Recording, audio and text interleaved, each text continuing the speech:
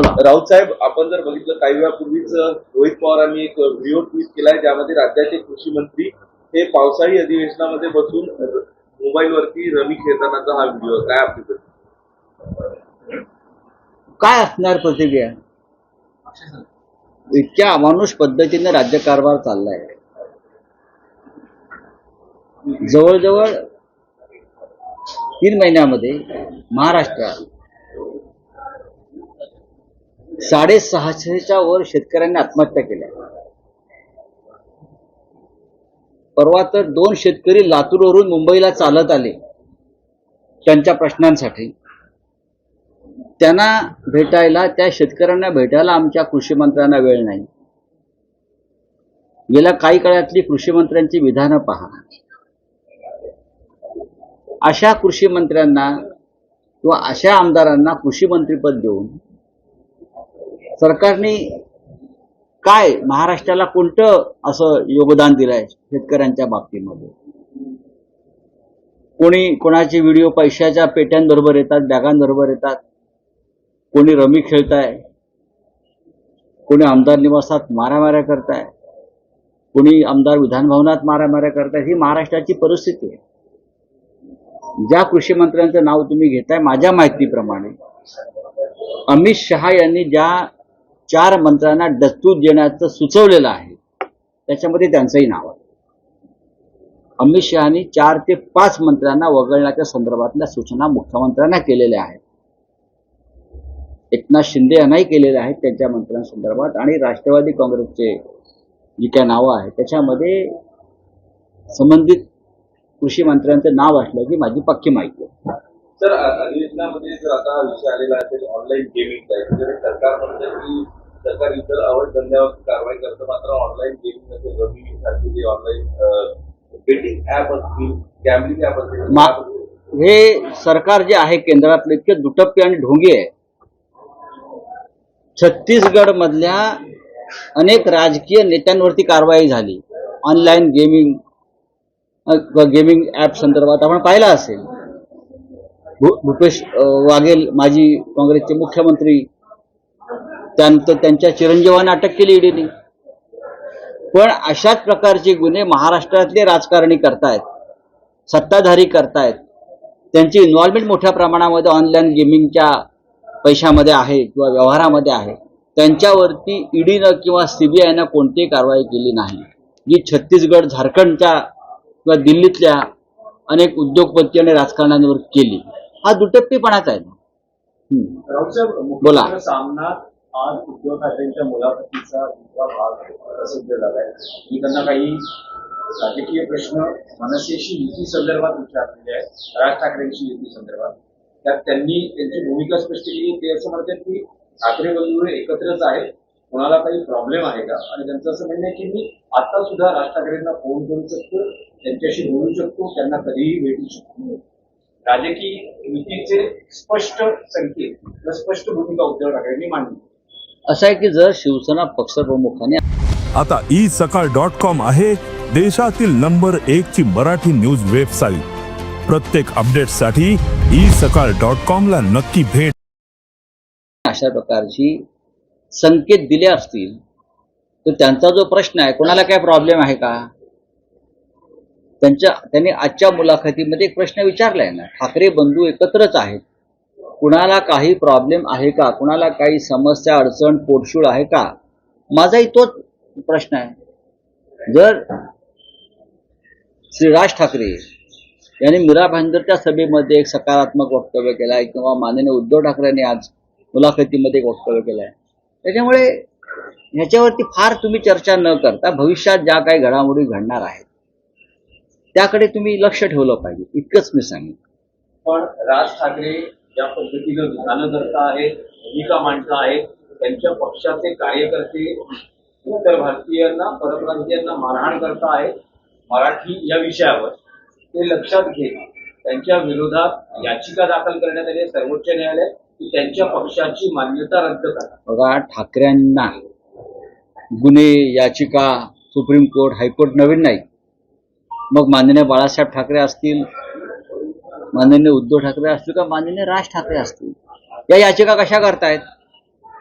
तर महाराष्ट्राच्या हिताची, मराठी भाषेच्या स्वाभिमानाची भूमिका मांडल्याबद्दल या याचिका आहे. तर त्याचं एवढं भाऊ करण्याचं कारण नाही. शिवसेना प्रमुख म्हणायचे नेहमी अशा प्रकारचे खटले, याचिका हे आमची मेडल्स आहेत बरं का, ही पदकं आहेत. ही पदकं आमच्याकडे असायलाच पाहिजेत महाराष्ट्रातल्या स्वाभिमानी नेत्यांकडे. राऊतसाहेब, जिथे राज ठाकरे आणि उद्धव ठाकरे एकत्रिकरणाचा विषय येत असताना आणखी एका एकत्रीकरणाची चर्चा गेल्या काही दिवसांपासून जोरात आहे, ती म्हणजे एनसीपीचे 2 गट एकत्र आहेत. त्यावर आता अजित पवार यांच्या एनसीपीचे प्रदेशाध्यक्ष सुनील तटकरे असं म्हणतायत की एकत्रीकरण करायचं असेल किंवा विलीनीकरण व्हायचं असेल तर आधी भाजपला विचारावं लागेल. अमित शहाना विचारावं लागेल ते भाजप म्हणण्यापेक्षा, कारण त्यांचा जो पक्ष आहे किंवा शिंदे असतील, ज्यांना आम्ही मिंधे म्हणतो, शिंद्यांचा पक्ष आणि अजित पवारांचा पक्ष, या पक्षाचे प्रमुख लौकिकदृष्ट्या अमित शहा आहेत. या दोन्ही पक्षांना जन्म अमित शहानी दिलेला आहे. त्याच्यामुळे नक्कीच अमित शहाना विचारावं लागेल. पण मला हा प्रश्न निरर्थक वाटतो. महाविकास आघाडीमध्ये माननीय शरद पवार साहेब आहेत, राहतील. काल इंडिया ब्लॉकच्या बैठकीमध्ये शरद पवार साहेब उपस्थित होते आणि त्यांनी आपली भूमिका मांडली. मी पवार साहेबांना जास्त ओळखतो. कोणी काही बातम्या दिल्या, आज सकाळीच माझ्या पवार साहेबांशी बोलणं झालं काही विषयांवर, आणि हे संपूर्ण विषय हे महाविकास आघाडी आणि इंडिया ब्लॉक या संदर्भातच होते. त्यांनी काही चिंता व्यक्त केल्या बरं का, त्यांनी काही भूमिका व्यक्त केल्या, आणि सकाळी माझा आणि पवार साहेबांचं व्यवस्थित सविस्तर चर्चा झाली. आम्ही दिल्लीमध्ये बसून त्या विषयावर चर्चा करणार आहोत. त्यानंतर उद्धव ठाकरे साहेब जे दिल्लीला येणार आहेत तेव्हा ते सुद्धा माननीय पवार साहेबांशी आणि इतर नेत्यांशी महाविकास आघाडी, इंडिया ब्लॉक या संदर्भात चर्चा करणार आहे. तुम्ही इंडिया ब्लॉकच्या बैठकीचा उल्लेख केला. काल सायंकाळी ती बैठक पार पडली. उद्यापासून संसदेचं पावसाळी अधिवेशन सुरू होत आहे. इंडिया ब्लॉक किंवा विरोधी पक्षांची नेमकी स्ट्रॅटेजी काय आहे किंवा काय मुद्दे ठरले आहेत सरकारला घेण्यासाठी? आम्ही काल त्या बैठकीत सहभागी झालो व्हिडिओ कॉन्फरन्सिंगद्वारे. सरकार स्वतःच घेरलेलं आहे. खास करून पेहलगाव अतिरेकी हल्ल्यात आणि ऑपरेशन सिंदूरच्या संदर्भात प्रेसिडेंट ट्रम्प यांनी जी भूमिका घेतली की हे युद्ध मी थांबवलं, मी दबाव आणला नरेंद्र मोदींवर, त्याविषयी आम्ही त्यांना प्रश्न विचारले. तर खरं म्हणजे आमचं असं ठरलेलं आहे, जो हल्ला झाला पेहलगाव आणि 26 महिलांच्या कपाळावरचं कुंकू पुसलं गेलं, ही एक भयंकर घटना आहे आणि देशाच्या अंतर्गत सुरक्षेसमोरचं आव्हान आहे. आणि ते अपयशी ठरल्याबद्दल अमित शहांचा राजीनामा मागायला पाहिजे, गृहमंत्र्यांचा. अजूनही ते अतिरेकी अमित शहांचं गृह खातं पकडू शकलं नाही, हे अपयश आहे. त्यांचा राजीनामा मागायला पाहिजे, तो मागितला जाईल. ऑपरेशन सिंदूर संदर्भात जी माघार घ्यावी लागली अपमानास्पदरित्या प्रेसिडेंट ट्रम्पच्या दबावाखाली, व्यापाराच्या आमिषामुळे, तो एक गंभीर विषय आहे. आणि प्रधानमंत्र्यांना यासाठी राजीनामा त्यांचा मागणं हे राष्ट्रहितासाठी सोयीचं आहे. या राजीनाम्याच्या विषयावरच आहे. टू द पॉइंट, या अधिवेशनात सुरुवातीलाच गृहमंत्री अमित शहा यांचा राजीनामा विरोधी पक्ष एकत्रितपणे मागणार आहेत का? कारण शरद पवारांची काही वेगळी भूमिका होती जेव्हा हा विषय चर्चेला होता. तर विरोधी पक्ष एकत्रितपणे अमित शहांच्या राजीनाम्याची मागणी करणार आहे का? अमित शहांचा राजीनामा का मागू नये? मागितला जाणार. अमित शहांचा राजीनामा का मागू नये? अमित शहा कोण आहेत? या देशामध्ये काश्मीरमध्ये पठाणकोट होतं, पुलवामा होत आहे, उरी होत आहे, पहलगाव होत आहे, रोज हत्या होत आहेत. ही देशातल्या अंतर्गत सुरक्षेची सगळ्यात मोठी चूक असताना गृहमंत्री त्यांच्या खुर्चीवर कसे काय बसू शकतात राजकारण करत देशभरातलं? ते जबाबदार आहेत. ऑपरेशन सिंदूर करता, हे सिंदूर पुसण्याला तुम्ही जबाबदार आहात. तुमचा राजीनामा मागावाच लागेल. काल एक महत्वाची एक बातमी काय? पण नंतर खुलासा झाला की दोन्ही नेमकं काय झालं होतं? आदित्य ठाकरे आणि देवेंद्र फडणवीस एका पंचतारांकित हॉटेलमध्ये सॉफिटेलमध्ये एकत्र होते. थोडासा संशय झाला, थोडासा नेमकं काय झालं, नेमकं काय घडलंय? कारण भाजपकडून असा खुलासा केलाय की कोणतीही भेट झालेली नाही, दोघे वेगवेगळ्या ठिकाणी वेगवेगळ्या त्यांच्या कार्यक्रमांमध्ये होते. माझ्या माहितीनुसार आणि मी जी काही चर्चा केली त्यानुसार दोन नेते हे एका हॉटेलमध्ये होते. जसं दोन नेते विधानसभेत एकत्र असतात, एखाद्या राजकीय मंचावरती एकत्र असतात. माननीय उद्धव ठाकरे सुद्धा फडणवीस साहेबांना भेटलेले आहेत. त्याच्यामुळे लोकांच्या मनामध्ये प्रश्न निर्माण होतात. ते भेटले की नाही हे दोन नेते सांगू शकतील.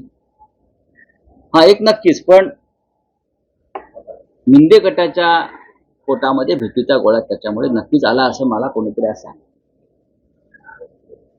ते भेटले की नाही हे एक तर श्री आदित्य ठाकरे सांगू शकतील किंवा देवेंद्र फडणवीस सांगू शकतील. भेटले की नाही आणि का भेटले. माझ्या माहितीप्रमाणे तुम्ही म्हणताय ते सत्य आहे की ते वेगवेगळ्या कामासाठी एकत्र होते आणि ते आपापली कामं आटपून निघून गेले. राहुल साहेब, विधिमंडळाच्या अधिवेशनात शिंदे शिवसेनेचे अनेक मंत्री अडचणीत आलेले पाहायला मिळाले किंवा वादात सापडले.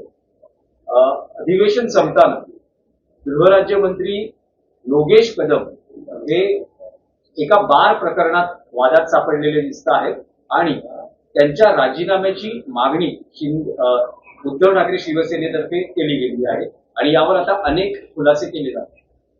शिंदे गटाचे मंत्री कोणत्या प्रकरणात अडचणीत आले आहेत याची यादी काढा.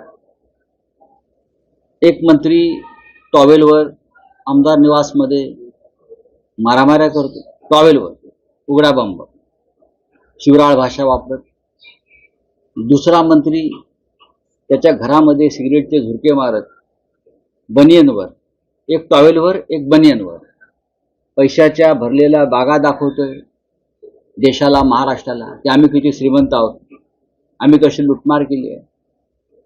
एक मंत्र्याच्या जो त्याच्याकडे गृह खात्याचा राज्यमंत्रीपदाचा कार्यभार आहे त्याच्या मालकीच्या बारमध्ये मुली नाचतात, डान्स बार आहे, पैसे उधळले जातात आणि हे मंत्री दुसऱ्यांच्या बारवर धाडी घालतात. हे मंत्री पनवेल वाशी भागात जाऊन दुसऱ्यांच्या बारवर धाडी घालून दहशत निर्माण करतात. ती का निर्माण करतात तुम्हाला माहिती आहे. अशा प्रकारे दबाव आणून शेवटी काय केलं जातं. पण स्वतःच्या बारमध्ये काय चाललंय हे सरकारनं जुगाड केलं. जेव्हा त्यांच्या बारवर धाड पडली स्थानिक पोलीस स्टेशनकडून आणि इतर खात्यांकडून, त्याचा अर्थ ही बार, ही धाड त्या मंत्र्यांच्या बारवर सरकारनंच टाकली ना. तुम्ही स्वतः मंत्री आहात त्या खात्याचे, तुम्हाला माहित नाही की माझ्या बारवर धाड पडते. याचा अर्थ पडद्याच्या मागे काय चाललंय तुम्हाला कळलं असेल. कोणतरी एक अदृश्य शक्ती शिंद्यांच्या मंत्र्यांचे हे सगळे खेळ खंडोबे बाहेर काढण्यासाठी किती काम करताय मेहनतीनं हे महाराष्ट्राला कळलेलं आहे.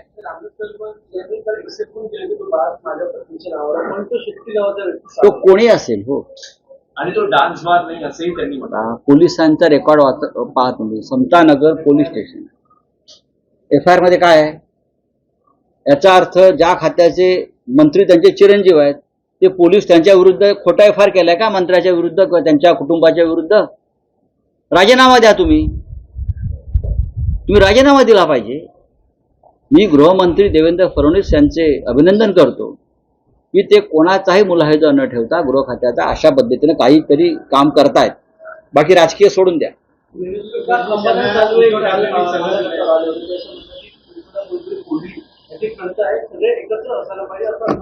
ठीक आहे. देवेंद्र फडणवीसांना राज्याने सल्ला दिलेला आहे की एकनाथ शिंदे यांच्या काही नेते त्यांची प्रतिमा जी आहे ती मुलीं करत नाही मला माहिती.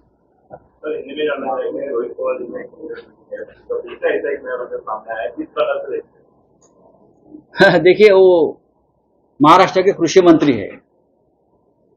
जिस महाराष्ट्र में लगभग 700 किसानों ने आत्महत्या 3 महीने में की है, उस राज्य के मंत्री क्या रमी खेल रहे हैं, गैम्बलिंग और आराम से खेल रहे हैं. ये हमारी हालत है महाराष्ट्र के कैबिनेट में. ऐसे मंत्री को कैबिनेट में रहने का अधिकार नहीं है और फडणवीस जी को उनको कैबिनेट में रखने की नैतिक अधिकार भी नहीं. इतना मैं कहूँगा. पूरे इंडिया गठबंधन की एक आम बैठक हुई थी, उस बैठक में आप पार्टी की हुई उन्होंने किस तरह ने कहा है कि पहले जो है वो जेडीयू अलग हुई, अब जल्द ही शिवसेना यूपी ग्रुप इससे अलग होगा, इसी किस तरह की देखा है कल की बैठक में क्या हो रहा है? इसी त्यागी जी ने अपने पार्टी के बारे में बोलना चाहिए। हम गठबंधन में है, कल उद्धव ठाकरे साहब गठबंधन में थे, मीटिंग में थे, अपनी बात रखी, हम सब लोग उनके साथ बैठे थे और जो फैसला पार्लियामेंट के दोनों सदनों में इंडिया ब्लॉक करेगा उस फैसले के साथ शिवसेना रहेगी। किस तरह से इस आने वाले अधिवेशन में आप सबसे पहले तो पहलगाम अटैक के ऊपर हम चर्चा मांगेंगे, इस्तीफा मांगेंगे होम मिनिस्टर अमित शाह का। ये उनकी फेल्यूर है, अपयश है कि टेररिस्ट आते हैं, 26 हमारे माता बहनों का सिंदूर उजाड़ कर चले जाते हैं, अब तक मिले नहीं है। आप ऑपरेशन सिंदूर की बात करते हो, लेकिन आप हमारे देश में जो 7-8 अतिरेकी जो आए थे, टेररिस्ट आए थे, आप उनको पकड़ नहीं पा रहे। आपका फेल्यूर है, आपको इस्तीफा देना चाहिए। इस्तीफा मांगने की जरूरत नहीं, आपको इस्तीफा देना चाहिए। प्रधानमंत्री मोदी जी ऑपरेशन सिंदूर की बड़ी बड़ी बात कर रहे थे, प्रेसिडेंट ट्रंप के दबाव में आकर आपने ऑपरेशन सिंदूर रुकवा दिया है। पापा ने दूसरी बार वॉर रुकवा दिया, यूक्रेन की वॉर पापा ने रुकवा दी, अब आपने घर की वॉर रुकवा दी, उसके लिए भी उनका इस्तीफा मांगना पड़ेगा। चलिए, थैंक यू। आदित्य ठाकरे जी और देवेंद्र फडणवीस एक ही मंदिर में दिखाई गए। अरे भाई, एक कमरे में हो गए ना, एक होटल में एक कमरे में हो गए, क्या आपको क्या है? एक मुख्यमंत्री है, विपक्ष का नेता है, बातचीत होती रहती है, लेकिन ऐसी बात नहीं हुई।